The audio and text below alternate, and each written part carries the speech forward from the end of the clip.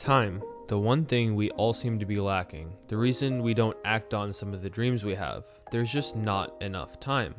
But does this shortage have more to do with how demanding life is in the 21st century, or how we spend our time? I think it's a combination of both, but the second factor is somewhat under our control, so what can we do about it? Most of us know all too well how destructive procrastination can be. I've discussed how I try and fight it in other videos. Today, I want to talk about what I think is its source. I believe it starts with our transitional moments. You know, the time between two individual tasks. During these transitional moments, my tendency has always been to grab my phone and get on the first app that came to mind. I thought this was harmless. How could checking my phone for 2 minutes when I wasn't being productive anyways be a bad thing? But then I listened to the book, The Craving Mind by Dr. Judson Brewer. In his book, Dr. Brewer goes into detail about how humans have a reward-based learning system. We evolved to have this system, and it was very useful for pre-modern humans. Thankfully, life has radically changed since then, and while this system is still useful to us, unfortunately, it doesn't seem to have an inbuilt limitation process. Dr. Brewer breaks this learning system down into 3 parts: trigger, behavior, and reward. A trigger could be anything that motivates us to engage in a specific behavior. Engaging in said behavior provides us with a reward, which is typically a craving being satisfied. This process is repeated in a habit loop, and every time we engage in it, it's reinforced. Under the lens of procrastination, the trigger is the desire to distract myself, which arises because my brain realizes I have unlimited access to my devices.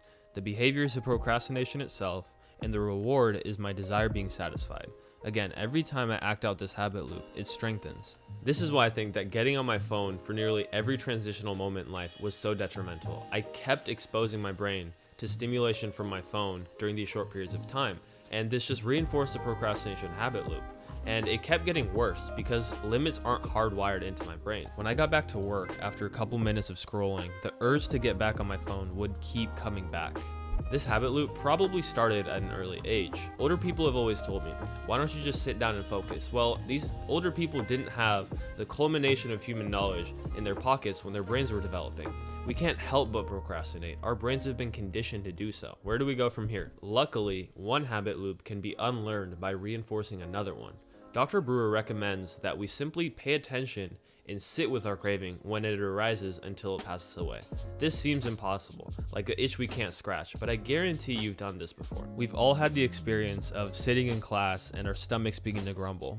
We imagine what it would be like to just devour some tacos. Since you didn't have immediate access to a Taco Bell, the craving arose and it faded away. Well, we can do the same thing with cravings that we do have the capability to satisfy. Dr. Brewer says in his book that mindfulness meditation is the easiest and most effective way to sharpen our attention. A lot of people think that meditation is chanting in unison with woo-woo people. That's simply not what meditation is. Essentially, meditation is paying close attention to our present experience. It's the art of doing nothing. When I first meditated, I quickly found myself getting lost in thought. It felt like my mind was tied to the end of my thoughts and impulses and I couldn't stop following them. But as I practiced, the gaps of time where I was aware of my present experience widened and my attention sharpened. Using this heightened attention, every time the urge to grab my phone arose, in both transitional moments and when I was working on something, I acted out another habit loop. I just let it rain. Recognize, accept, investigate, and non-identity. Before I reach for a distraction, I recognize the state of my mind. I accept the current state, and I allow the desire to be as it is without satisfying it. Then, I investigate my mental state and I ask questions. Is it really worth gratifying this desire? How much happier would I be in the long run if I stayed focused instead?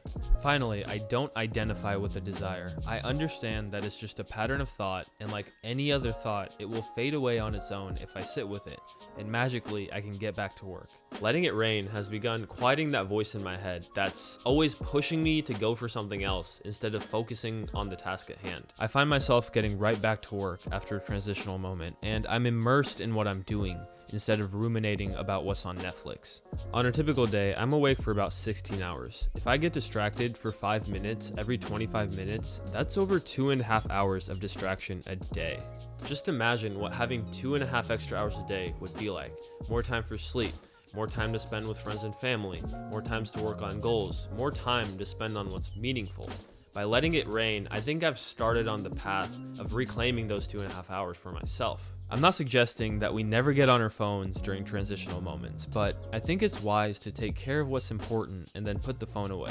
Plenty of times I've gotten on my phone with an intention, and before you know it, I'm on Reddit. I'm also not suggesting that we never entertain ourselves. I love video games. I love YouTube videos. I love sports.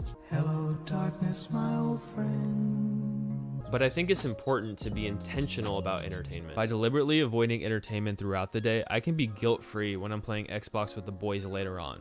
Using my understanding of how habit loops work and experiences with how crippling distractions are, every time I feel like there's too much on my plate, I ask myself, is the amount of time really the issue or how I'm spending it? If you made it this far into the video, thanks for watching. I really appreciate it. I hope you got something useful out of it. And remember to like, comment, and subscribe if you haven't already. It really helps me grow this channel. You can check out my other videos here.